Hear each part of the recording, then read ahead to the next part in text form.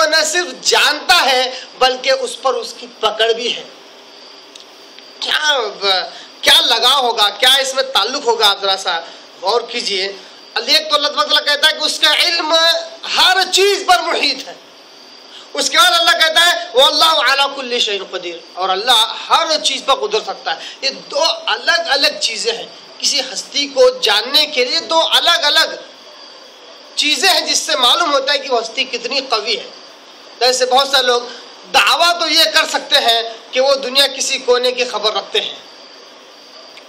بہت سارے لوگ جھوٹے جادوگر, مکار, جانتے بابا لوگ آنکھ بند کر کے بیٹھ جاتے ہیں اور کہتے ہیں ہاں تمہارا بچہ فلاں جگہ پر کھو گیا ہے, اس جگہ پر موجود ہے.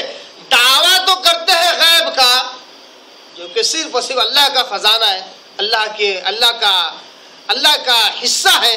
اس پر اپنی پکڑ کرنے کی کوشش کرتے ہیں اور غیب کا دعویٰ کرتے ہیں کہ فلاں جگہ پر ایسا ہے, فلاں جگہ پر ایسا ہے. کسی گھر میں چلے جاتے ہیں, آنکھ بند کر کے کہتے ہیں کہ ہاں تمہارے گھر کے اس کونے میں دھن چھپا ہوا ہے.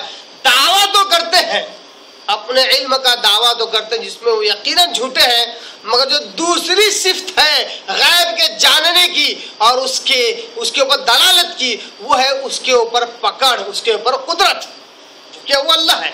اور جب اللہ تعالیٰ دعویٰ کرتا ہے کہ میں غیب کا جاننے والا ہوں تو غیب بھی جانتا ہے اور اس غیب پر اللہ کی قوت اور پکڑ بھی ہے. اور جتنے غیب داں اپنے آپ کو ثابت کرنے کی کوشش کرتے ہیں, غیب داں ظاہر کرتے ہیں, ان کا صرف دعویٰ ہے, اس پر کوئی پکڑ نہیں ہے. جس طرح کوئی بابا, کوئی جانتا, کوئی جادوگر اس سے پوچھے کہ ہمارا بچہ کہاں کھو گیا تو کہے گا کہ بامبے کے فلاں کیا کہتے ہیں ڈسٹرکٹ ہے, فلاں سٹی کے اس علاقے میں وہ گھوم رہا ہے.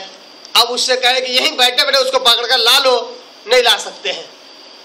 کسی طرح اس کو موڑ کر یہاں تک پہنچا دو, نہیں پہنچا سکتے. آپ خود پہنچ جائے, جب آپ خیالی طور پر پہنچ سکتے ہیں تو جسمانی طور پر کیوں نہیں پہنچ سکتے؟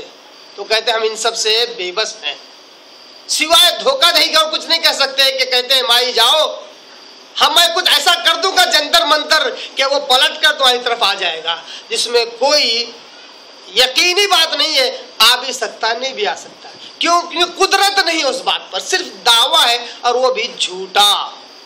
دعویٰ ہے وہ بھی جھوٹا. مگر اللہ کی ذات ایسی ہے کہ اللہ تعالیٰ دعویٰ کرتا ہے ہر چیز کے علم کا, ساتھ ہی ساتھ کہتا ہے واللہ علی کل شیء قدیر, ہر چیز پر مکمل قدرت رکھتا ہے.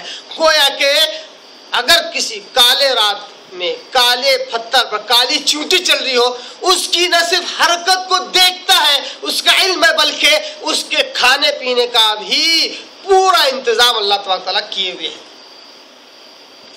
ظالم اس دنیا میں چاہے کتنا بھی ظلم کیوں نہ کر لے, اس کی ایک ایک حرکت کا اللہ کو علم ہے, اور جس وقت اس کو پکڑنا ہے تو وہ نہ آگے جا سکتا نہ پیچھے جا سکتا. یہ اللہ کی قدرت.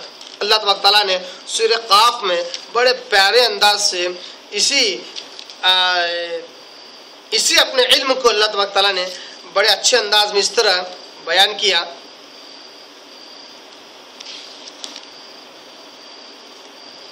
سورہ قاف سورہ نمبر 50 جو کہ پارہ نمبر 26 اس کے رکوع نمبر 2 کی آیت ہے. اللہ کہتا ہے وَلَقَدْ خَلَقْنَا الْإِنسَانَ وَنَعْلَمُ مَا تُوَسْوِسُ بِهِ نَفْسُهُ وَنَحْنُ أَقْرَبُ إِلَيْهِ مِنْ حَبْلِ الْوَرِيدِ.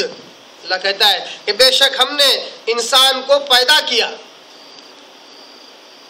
وَلَقَدْ خَلَقْنَا الْإِنسَانَ وَنَعْلَمُ مَا تُوَسْوِسُ بِهِ نَفْسُهُ, اور ہم جانتے ہیں جو کچھ اس کے دل میں خیالات پیدا ہوتے ہیں. اب آپ دیکھیے جو خیالات پیدا ہوتے ہیں اس کے تعلق سے تو آج تک سائنس بھی جو کچھ اب ترقی کر چکی ہے وہ بھی نہیں, اس کو بھی نہیں معلوم, وہ بھی پتہ نہیں لگا سکی کہ خیالات کیا چیز ہے. اس کو ڈیفائن کرنے کے لیے ان کے پاس کوئی وے اور کوئی راستہ نہیں ہے.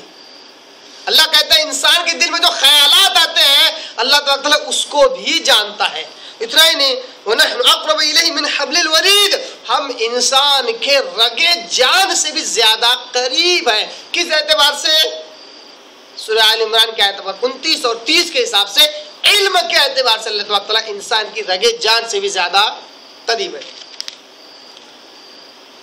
کچھ سال پہلے ایک ڈاکٹر سے ملاقات ہوئی جو سائیکالوجی کے اور مینٹل کے ایکسپرٹ تھے دماغی اعتبار سے. انہوں نے ایک تصویر بتائی ہمیں اور کہا کہ دیکھیے یہ انسان کے دماغ کی تصویر ہے اور اس کے دماغ کی یہ نسیں ہیں اور کتنے کی کلومیٹر اتنی لمبی ہو جاتی ہے اگر وہ نسیں کھول دی جائیں. اللہ نے اس کو مختصر جگہ پر جمع کر کے رکھا ہوا ہے. سب بہت ساری اتنی چیزیں بتائی. اس کے بعد ایک بڑی اہم بات انہوں نے بتلائی کہ یہ جو نروز ہیں, یہ جو نروس سسٹم ہے, یہاں سے اوپر سے کہیں سے خیالات آتے ہیں. کیا کہا انہوں نے؟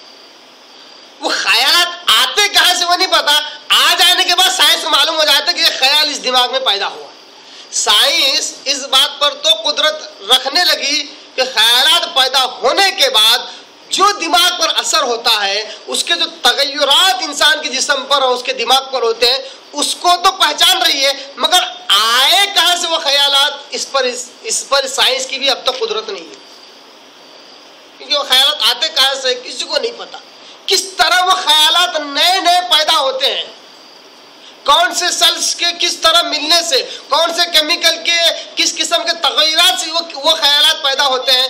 سائنس بالکل بے بس ہو گئی ہے کہ وہ خیالات کو جان سکے کیسے آتے ہیں. اللہ کہتا ہے وہ ہم ہیں جو انسان کے دل و دماغ میں خیالات ڈالتے ہیں, اچھے بھی اور برے بھی, وہ ہم ہیں. اور اس کے خیالات کے آنے سے پہلے ہم جانتے ہیں کہ اس کے دل میں کیا خیالات پیدا ہوتے ہیں. اسی بات کو اللہ تعالیٰ قرآن میں دوسرے مقام پر بھی یہی کہا کہ ہم انسان اور اس کے دل کے درمیان کا پردہ ہے. انسان اور اس کے دل کے درمیان اللہ حائل ہے.